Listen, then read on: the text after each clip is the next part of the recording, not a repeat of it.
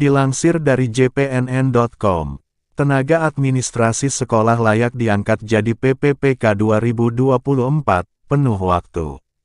Sebelum lanjut, alangkah baiknya klik tombol like dan subscribe serta nyalakan notifikasinya, agar rekan-rekan menjadi orang pertama yang menerima informasi dari channel kami.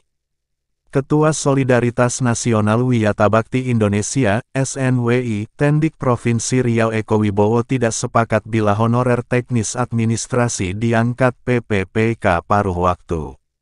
Dia menyebutkan tenaga kependidikan Tendik seperti tata usaha, pustakawan, laboran, operator, penjaga sekolah, pegawai klinik UKS, satpam seharusnya diangkat PPPK penuh waktu. Alasannya, tugas mereka tidak bisa hanya sejam atau 2 jam saja. Mereka, bahkan bisa bekerja lebih dari 8 jam sehari. Kami menyarankan agar Kementerian Pendayagunaan Aparatur Negara dan Reformasi Birokrasi, Kemenpan RB, membedakan honorer tendik ini dengan lainnya. Rata-rata sekolah di Indonesia belum secanggih yang dibayangkan pemerintah, tutur Ekowi, sapaan akrabnya kepada jpnn.com, Senin, tanggal 6 November tahun 2023. Dia mengungkapkan para tendik ini memiliki SK Dinas Pendidikan, sehingga seharusnya diprioritaskan diangkat pada seleksi PPPK 2024. Mereka juga jantungnya sekolah. Posisinya sangat penting dalam menyelesaikan administrasi dengan baik. Jika pemerintah mengeyel untuk mengalihkan ke sistem paruh waktu, Ekowi memastikan akan banyak pekerjaan administrasi yang terbengkalai. Kami berharap kepada Menpan RB untuk mengangkat tendik menjadi ASN PPPK 2024, ujarnya. Dengan adanya UU 20 tahun 2023 tentang ASN memberikan angin segar bagi tenaga administrasi di sekolah negeri menjadi PPPK 2024. Dia juga memberikan apresiasi kepada Dirjen Guru Tenaga Kependidikan GTK Kemendikbudristek Nunuk Suryani yang akan mengusulkan formasi PPPK 2024 untuk guru dan tendik. Kami apresiasi Bu Dirjen Nunuk yang peduli dengan guru dan tendik. Mudah-mudahan tahun 2024, seluruh guru honorer dan tendik terakomodasi menjadi PPPK penuhi waktu, pungkasnya. Sebelumnya, Kementerian Pendayagunaan Aparatur Negara dan Reformasi Birokrasi, Kemenpan RB, mengungkapkan fakta bahwa jumlah honorer teknis administrasi sangat banyak. Sesuai data Badan Kepegawaian Negara (BKN), jumlah honorer teknis administrasi sebanyak 700.000.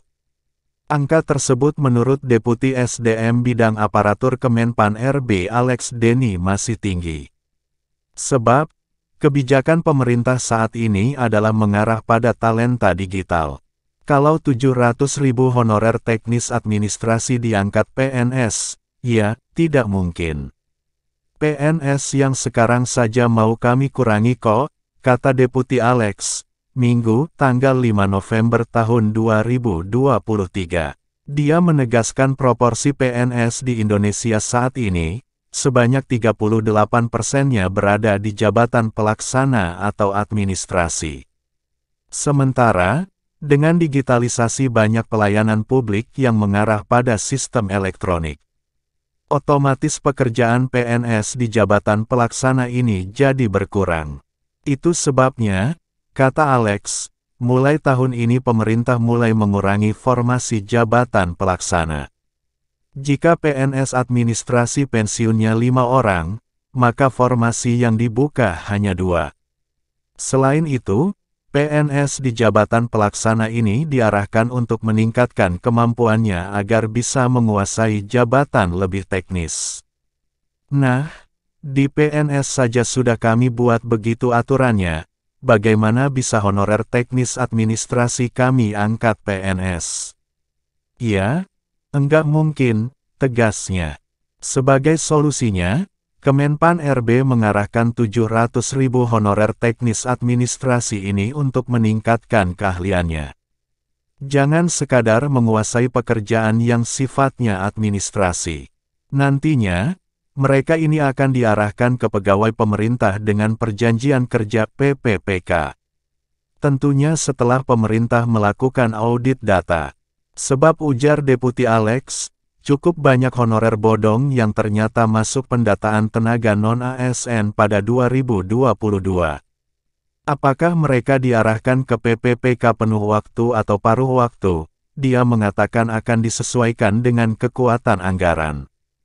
Jangan sampai karena ingin mengakomodasi semua, akhirnya 70% APBD tersedot untuk membayar gaji, sedangkan pembangunan terabaikan. Dia menambahkan pemerintah sudah memiliki semua data honorer dan akan diselesaikan secara bertahap setelah datanya benar-benar clear.